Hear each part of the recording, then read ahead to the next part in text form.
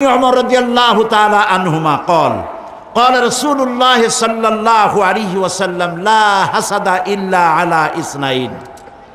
হযরত ইবনে ওমর রাদিয়াল্লাহু তাআলা আনহু বলছেন, দুই ব্যক্তি ছাড়া কারো সাথে ঈর্ষা করা যায় না, প্রতিযোগিতা করা যায় না। সে দুই ব্যক্তিকে, এক ব্যক্তি হচ্ছে রাজুলুন আতাহুল্লাহুল কুরআনা ফাহুয়া ইয়াকুমু বিহি আনা আল-লাইলি ওয়া আনা আন-নাহার। আল্লাহ যাকে কোরআনের ইলম দিয়েছেন এবং সেই কোরআনের ইলম দিয়ে নিজেকে প্রস্তুত করেছে, এই কোরআনের দাওয়াত মানুষকে দেয় এবং কোরআন প্রতিষ্ঠার আন্দোলনে নিজেকে শরীক করেছে, তার সাথে হাসাদ করা যায় যে আমি ওর মতো হইলাম না কেন, ওর মতো আমার হওয়া উচিত। আরেক ব্যক্তি হচ্ছে ওয়ারাজুলুন আতাহুল্লাহু মালান ফাহুয়া ইউনফিকু মিনহু আনা আল-লাইল ওয়া আনা আন-নাহার। আর যে ব্যক্তিকে আল্লাহ পাক ধন সম্পদ দান করেছেন, এই ধন সম্পদ দিয়ে সে আল্লাহর দ্বীনকে প্রচার করার জন্য আল্লাহর রাস্তায় খরচ করতেছে, তার মতো হওয়ার জন্য প্রতিযোগিতা করা যায়, তার মতো হওয়ার জন্য প্রচেষ্টা করা যায়, হাসাদ করা যায় তার সাথেও। নবী করিম সাল্লাল্লাহু আলাইহি ওয়াসাল্লাম আরো বলছেন, আন ওমর ইবনুল খাত্তাব রাদিয়াল্লাহু তাআলা আনহু قال رسول الله صلى الله عليه وسلم إن الله يرفع بهذا الكتاب أقواما ويضع به آخرين। আল্লাহ তাআলা এই কোরআনের কারণেই, এই কোরআন দিয়েই কোন জাতিকে আল্লাহ তাআলা উন্নত করেন, আবার এই কোরআনের কারণেই কাউকে অধপতিত করেন। এই পৃথিবীতে যারা মুসলমানেরা যখন পৃথিবীতে সুনাম অর্জন করেছিল, পৃথিবীতে যখন তারা মাথা উঁচু করে দাঁড়িয়েছিল, সেটা কোরআনের বরকতেই। আর যখন কোরআন থেকে তারা দূরে সরেছে, তখনই তাদের উপরে এসেছে আল্লাহর গজব। এটা ঠিক কিনা বলুন? সুতরাং আমাদের বিজয় নির্ভর করে কোরআন ভিত্তিক জীবন যাপনের উপরে। ইতিহাস সাক্ষী, মুসলমানেরা যতদিন কোরআনের সাথে ছিল, আল্লাহ তাদেরকে বিজয় দিয়েছেন। আর কোরআন থেকে দূরে এসেছে, তখন থেকে তাদের উপরে আল্লাহর রহমত তাদের উপর থেকে চলে গিয়েছে। আমি গত আগস্ট মাসের প্রথম সপ্তাহে আমার স্পেন সফর ছিল। আমি স্পেনের বহুত ওয়াজ করেছি, কিন্তু স্পেন আমি চোখে দেখি নাই। মুসলমানদের বিজয় যদি কোরআনের উপরে মুসলমানেরা থাকে, তাহলে আল্লাহ তাআলা তাদেরকে কিভাবে সাহায্য করেন, আর কোরআন থেকে ইসলাম থেকে সরে গেলে পরে কি বিপদ হয়, আমি আমার চোখে দেখে এসেছি। আমি সেই আমার চোখে দেখা স্পেনের ঘটনা আমি আপনাদের সামনে এই সুযোগে বলে নিতে চাই। 711 খ্রিস্টাব্দ থেকে 1492 খ্রিস্টাব্দ পর্যন্ত সুদীর্ঘ 800 বছর আমরা শাসন করেছি স্পেন, পর্তুগাল এবং ফ্রান্স। মুসলমানেরা যখন ভোগবিলাসে মাতোয়ারা হয়ে গেল, তখন তারা স্পেন ছাড়তে বাধ্য হলো। মৃত্যু, ধ্বংসস্তূপ এবং ধর্মান্তর হওয়ার শিকার হয়ে গেল তারা। তাদের মসজিদ সমূহ বিরান হয়ে গেল, মসজিদগুলো থিয়েটার হয়ে গেল, শরাবখানায় পরিণত হয়ে গেল। দীর্ঘ 500 বছর পর মুসলমানেরা স্পেন ছাড়ার 500 বছর পর গ্রানাডায় একটি মসজিদ তৈরি করা হলো। সেই মসজিদে মুসলমানদের, স্পেনে মুসলমানদের পরাজয়ের 500 বছর পর প্রথম যে আজান উঠলো যে মসজিদে, সেই মসজিদে আমার দাওয়াত হলো। সেই উপলক্ষে আমি সেখানে গেলাম এবং ইতিহাসের কথা আমার মনে পড়ল। গত আগস্ট মাসের 4 তারিখে ছিল আমার স্পেন সফর।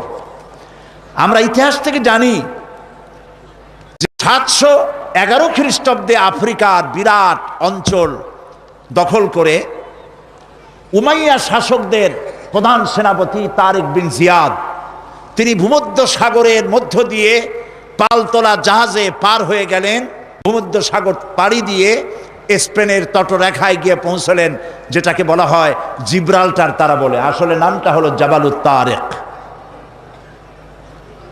আমরা ইতিহাস থেকে জানতে পারি যে নবী করিম সাল্লাল্লাহু আলাইহি ওয়াসাল্লামের ইন্তেকালের 70 বছর যেতে না যেতে মুসা বিন নুসাইর জয় করেন গোটা আরব ভূখণ্ড, এবং মোহাম্মদ বিন কাসিম জয় করেন সিন্ধু, ভারতের সিন্ধু দখল করলেন তিনি।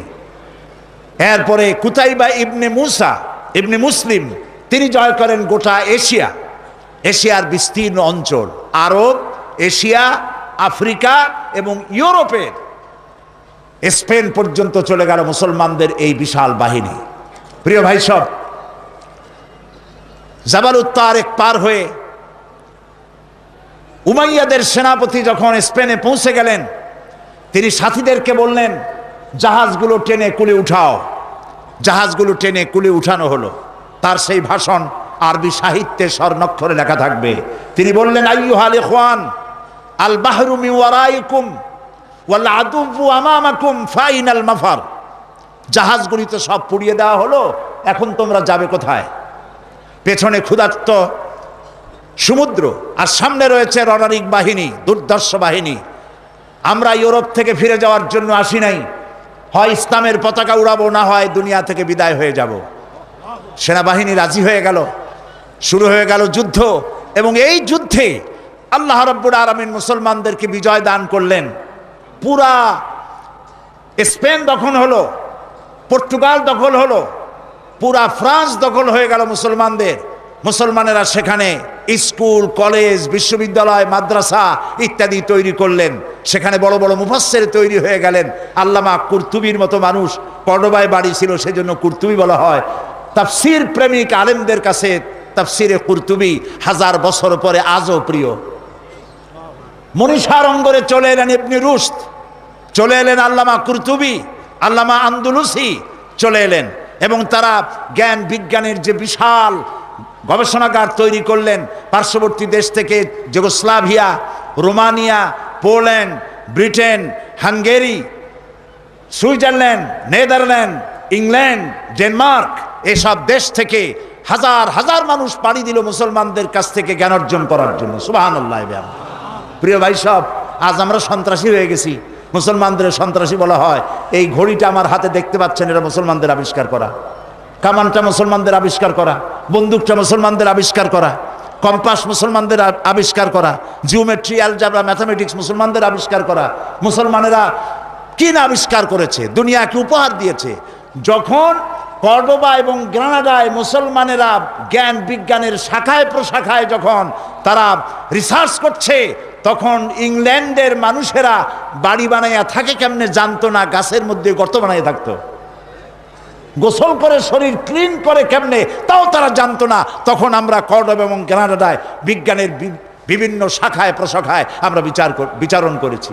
আল্লামা ইকবাল এই স্পেনে এসে দুঃখ করে বলেছেন, আয়ে গুলিস্তানে উনলুস वो दिन है याद तुझको, आए गुलिस्तान उनलुस वो दिन है याद तुझको, था तेरी डालियों में जब आशिया हमारा।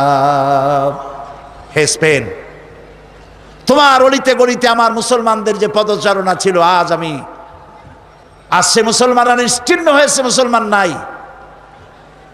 সেইখানে যখন এই জ্ঞানের বিশাল গবেষণাগার তৈরি হলো, তারা পার্ক তৈরি করলো, সুয়ারেজ লাইন তৈরি করলো, ড্রেনেজ করলো, রাস্তা করলো, ফুটপাথ করলো, পৃথিবীর সব থেকে মডার্ন দেশে পরিণত করে দিল। সেইখানে শুরু হয়ে গেল 800 বছর রাজত্ব করার পর গজবটা কেন এলো তাও চোখে দেখে এলাম। তারেক বিন জিয়াদ যে মসজিদ তৈরি করেছেন কর্তুবায়, কর্ডোবা বলা হয় ইংরেজিতে, আরবি নাম কর্তুবা, বিশাল মসজিদ, 1 লক্ষ লোক নামাজ পড়তে পারে সেই মসজিদের মধ্যে। আমি যখন মসজিদের মধ্যে প্রবেশ করলাম, আমার সাথীদেরকে নিয়ে যায় দেখলাম মসজিদের ভেতরে সব মূর্তি দিয়ে ভরা। মসজিদের বিশাল মিনার, মিনারের প্রত্যেকটি খোপে খোপে একটা করে মূর্তি দাঁড়ানো। আমার সাথের কিছু লোক নামাজ পড়তে চাইলো মসজিদের ভেতরে, পুলিশ একটি এসে তাকে চেপে ধরলো, বলল ভুলে যাও, এটা তোমাদের মসজিদ ছিল, এটা মসজিদ নয়, এটা গির্জা, এখানে সেজদা দিতে দেওয়া হবে না। বুক ফেটে কান্না আসতে লাগলো। এটা ছিল সেই কর্ডোবার মসজিদ। যখন মুসলমানেরা তাদের যখন পরাজয় এলো, পারস্পরিক সন্দেহ ঘনীভূত হতে লাগলো, একজন আর একজনকে মানে না, নেতৃত্ব মানে না, ভোগ বিলাসে মাতোয়ারা হয়েছে, বিলাসী হয়েছে, আয়াস হয়েছে। আল্লাহর গজব এসে গেল, শুরু হলো যুদ্ধ। ইসাবেলা 1 এপ্রিল মাসের 1 তারিখে যুদ্ধের ঘোষণা দিলেন। যুদ্ধ শুরু হলো। সমানে মুসলমান মরতে লাগলো, তারা প্রস্তুত ছিল না। সমানে মার যেখানে পায় সেখানে, মুসলমানেরা মার খেতে খেতে হয়রান হয়ে গেল। রানী ইসেবেলার পক্ষ থেকে ঘোষণা করা হলো, কর্ডোবার মসজিদের মধ্যে যারা আশ্রয় নিবে তাদেরকে নিরাপত্তা দেওয়া হবে। নারী এবং শিশুরা তাদের জন্য ভূমধ্য সাগরে সেখানে জাহাজ রাখা হয়েছে, তাদেরকে মরক্কো পাঠিয়ে দেওয়া হবে, তারা যেন জাহাজে আরোহণ করে। জাহাজগুলি ছিল ফুটা, হাজার হাজার মুসলিম নারী আর শিশু গিয়া জাহাজে উঠলো, জাহাজগুলি ডুবে হাজার হাজার মুসলমান শিশু আর নারী পানিতে তাদের সলিল সমাধি হয়ে গেল। 40,000 লোক পুরুষ ঢুকলো গিয়া কর্ডোবার মসজিদের মধ্যে। চতুর্দিক থেকে দরজা বন্ধ করে দেওয়া হলো, ভেতরে কেরোসিন ঢেলে দিয়ে আগুন জ্বালায় দেওয়া হলো। 40,000 মুসলমান মসজিদের ভিতরে পুড়াইয়া ভস্ম করে দেওয়া হলো। শুধু কাঁদছি মসজিদের মধ্যে ঢুকে এই দৃশ্য দেখে।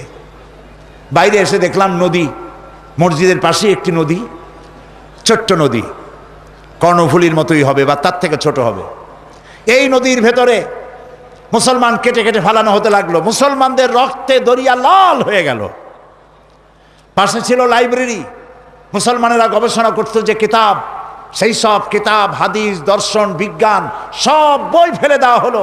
সেই সমস্ত কিতাব ফেলে দেওয়ার কারণে নদীর স্রোত বন্ধ হয়ে গেল।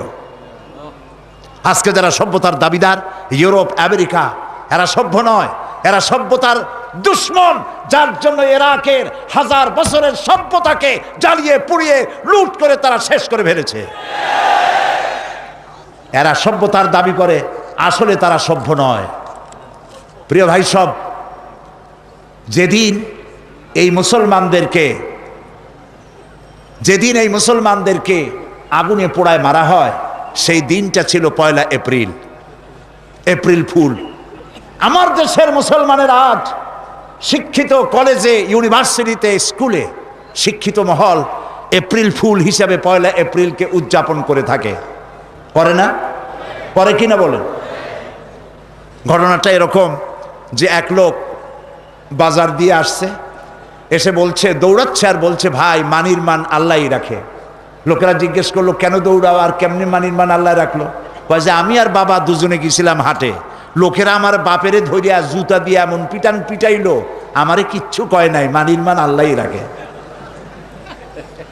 যেদিন মুসলমানদেরকে পোড়ানো হলো কর্ডোবার মসজিদের মধ্যে, আর মুসলিম নারী আর শিশুকে ফুটা জাহাজে উঠাইয়া ভূমধ্য সাগরে ডুবিয়ে মারা হলো, সেই দিনটা ছিল 1 এপ্রিল।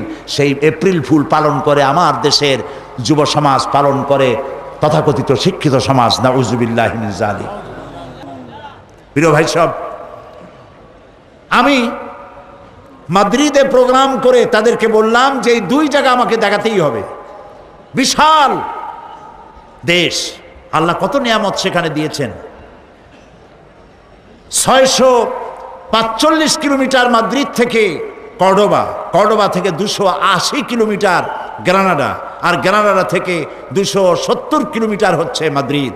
প্রায় 1300 কিলোমিটার জায়গা, ফজর থেকে নিয়ে রাত 12টা পর্যন্ত। আবার রাজধানীতে ফিরে সেই সব জায়গা দেখে এলাম। সেই মসজিদে গেলাম যেই মসজিদে আজান হয়েছে 500 বছর পর।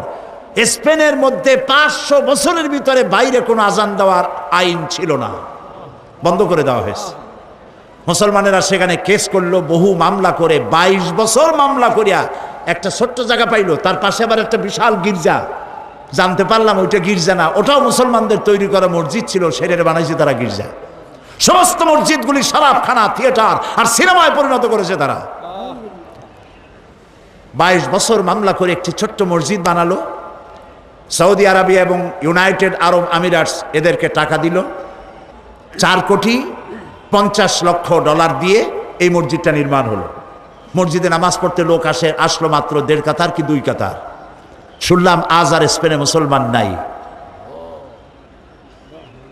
প্রায় 5 কোটির মতো লোক বাস করে স্পেনে, সেখানে মুসলমানদের সংখ্যা 25,000-এর মতো, সব বহিরাগত, স্থানীয় মুসলমান কেউ নাই। আর 1 এপ্রিল যখন আসে তখন স্প্যানিশরা লম্বা লম্বা জামা গায়ে দিয়া, মুখে নকল দাড়ি রেখা, মাথায় টুপিয়া রুমাল পরিয়া তারা সারা রাত মদ খায় আর নাচে। আজকের এই দিনে আমরা মুসলমানদেরকে তাড়াই দিতে পেরেছিলাম। প্রিয় ভাই সব, আজকে সেই মুসলমানদের যে বিরাট পতন হলো, সেই পতনের কারণ ছিল কোরআন শরীফের দাওয়াত দেওয়া থেকে, তাওহীদের দাওয়াত থেকে তারা নিজেদেরকে দূরে সরিয়ে ফেলেছিল। তারা তাওহীদের দাওয়াত দেয়নি। তারা মানুষকে কোরআনের দিকে আকৃষ্ট করেন এই ক্ষমতার উপরে টিকে থাকার জন্য বিলাসী জীবনযাপন করেছে। আবু আবদেল ছিল তাদের শেষ রাষ্ট্রপ্রধান। যখন যুদ্ধ শুরু হলো সে দৌড়াচ্ছিল, তার মায়ের কাছে গিয়ে কাঁদতেছিল। মা বলল, তোমার বাবারা, তোমার বাপ দাদারা এই দেশ দখল করেছিল বুকের রক্ত দিয়া, আর তুমি বুকের রক্ত দিয়ে এ দেশকে রক্ষা করতে পারলে না। এই নাও আমার হাতের চুরি পরিয়া আফ্রিকার জঙ্গলে গিয়া পালায় যাও। আমার জন্য খুব ভালো হতো যদি তোমার মুখ আমি না দেখতে পারতাম আমার মরার আগে। প্রিয় ভাই সব, এ ছিল মুসলমানদের করুণ ইতিহাস। কিন্তু মুসলমানদের মূল ইতিহাস ছিল যে কোরআন যখন এসেছিল আল্লাহ তাআলা বলেছেন, قد جاءكم من الله نور وكتاب مبين। আমি আল্লাহর পক্ষ থেকে তোমাদের জন্য এসেছে আলো। আমি তোমাদেরকে একটা আলো দিয়েছি। ওয়া কিতাবুম মুবিন, আর সুস্পষ্ট একখানা কিতাব আমি তোমাদেরকে দিয়েছি। এখন যে আলো দিলাম সে আলোর নাম হলো মুহাম্মদুর রাসূলুল্লাহ সাল্লাল্লাহু আলাইহি ওয়াসাল্লাম। আর কিতাব হচ্ছে এই কোরআন শরীফ। এই দুইটা জিনিস দিলাম। আর নবী করিম সাল্লাল্লাহু আলাইহি ওয়াসাল্লাম যখন ইন্তেকাল করেন তখন তিনি বলে গিয়েছিলেন, তারাকতু ফীকুম আমরাইন, দুটো জিনিস আমি তোমাদের জন্য রেখে গেলাম। একটা হলো কিতাবুল্লাহ, আর একটা কি? রাসূলের সুন্নাত। এই দুটি জিনিস রেখে গেলাম।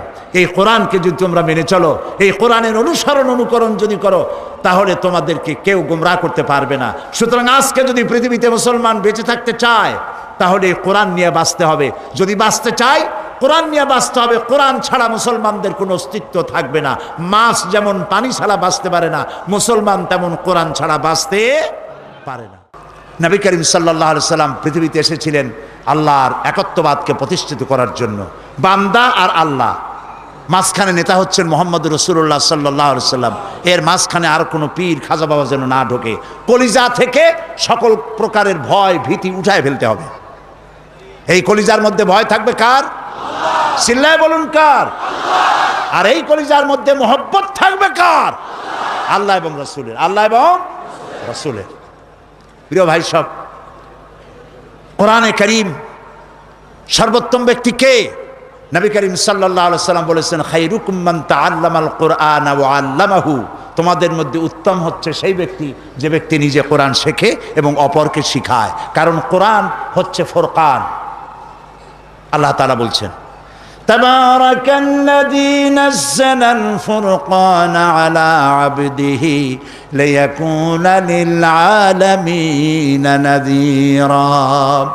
অতীব বরকতপূর্ণ সেই মহান সত্তা আল্লাহ রাব্বুল আলামিন, যিনি ফুরকান দান করেছেন, আল ফারকু বাইনাল হক ওয়াল বাতিল, এমন কিতাব দান করেছেন যা দিয়ে হক এবং বাতিল, সত্য আর মিথ্যার মধ্যে পার্থক্য সৃষ্টি করা যায়। তার নাম কোরআন শরীফ।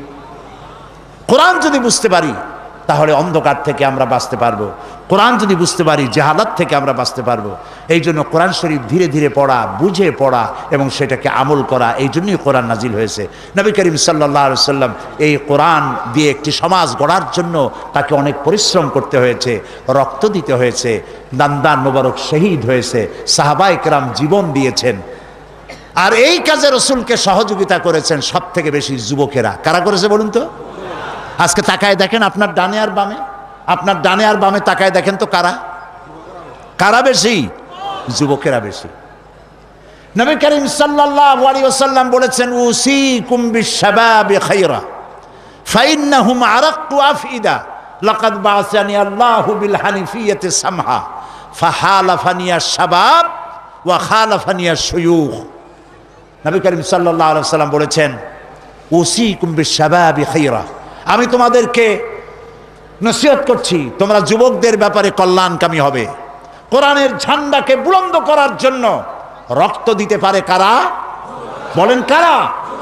রাসূলের হাদিস, রাসূলুল্লাহ বলছেন যুবকদের ব্যাপারে তোমরা কল্যাণকামী হও।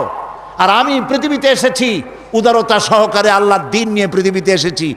এই আমার আল্লাহর দেওয়া এই বিধান কায়েমের জন্যে যুবকেরা আমাকে সাহায্য করেছে আর বিরোধিতা করেছে বুড়োরা। আজকে এই মাহফিলে যারা বৃদ্ধ আছেন তাদের কিন্তু শঙ্কিত হওয়ার বা লজ্জা পাওয়ার কোনো কারণ নেই। আমিও আপনাদের দলে, আমরা ওই যৌবনকাল কাটায় আসছি, ঠিক কিনা? ঠিক কিনা? যৌবনকালটা যদি আল্লাহর জন্য কাটায় আসতে পেরে থাকি তাহলে সেখানে আল্লাহ তাআলা আমাদেরকে অবশ্যই পুরস্কৃত করবেন ইনশাআল্লাহ। বলি ইনশাআল্লাহ। আমরা যদি ইতিহাসে উচ্ছল প্রাণবন্ত বাংলার দামাল ছেলে যুবক যাদেরকে আমি দেখতে পাচ্ছি এই তাওহীদের ঝান্ডা নিয়ে যদি তারা ঝাঁপায় আসে, ময়দানে এগিয়ে আসে, তাহলে অবশ্যই বাংলাদেশে কোরআনের রাজ কায়েম হবে ইনশাআল্লাহ।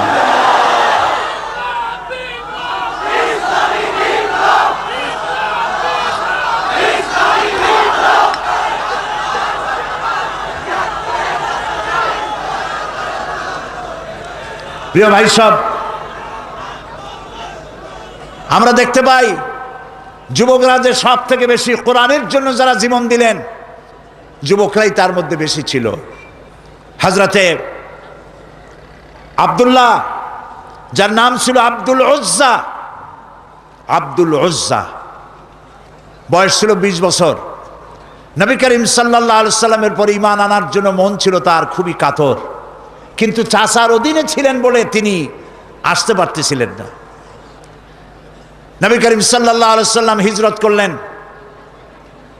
আব্দুল উজ্জার মন কাঁদতে লাগলো যে ইসলাম কবুল করতে পারলাম না। তিনি চলে গেলেন চাচার কাছে, বললেন, চাচা, মুহাম্মদ সাল্লাল্লাহু আলাইহি সাল্লাম যে আখিরি জামানার পয়গম্বর, সে ব্যাপারে আপনার মত কি? তিনি বললেন, আমারও তো তাই মনে হয়। আচ্ছা, আপনি কি ঈমান আনবেন? কয় না, ঈমান আনবো না। আব্দুল উজ্জা বলল, আমি তো চিন্তা করছিলাম আপনি ঈমান আনবেন, আর তাই দেখে আমি ঈমান আনবো, কিন্তু আমার তো কপাল খারাপ, আপনি ঈমান আনলেন না। তাহলে আপনি সাক্ষী থাকুন, আমি কিন্তু মুসলমান আগেই হয়ে গেছি মনে মনে। আপনারা শুনাইয়া পড়লাম, লা ইলাহা ইল্লাল্লাহু মুহাম্মাদুর রাসূলুল্লাহ। চাচা বলছে, ভাতিজা তুমি কি জানো এটার পরিণতি কি? কয় না, জানি না। ওইটার পরিণতি হলো তোমার বাড়ি ঘর জায়গা জমিন উট ছাগল যা দিছি সব আমার, এগুলো সব ফেরত দিতে হবে। তিনি বললেন, সব ফেরত দেওয়ার জন্য আমি প্রস্তুত।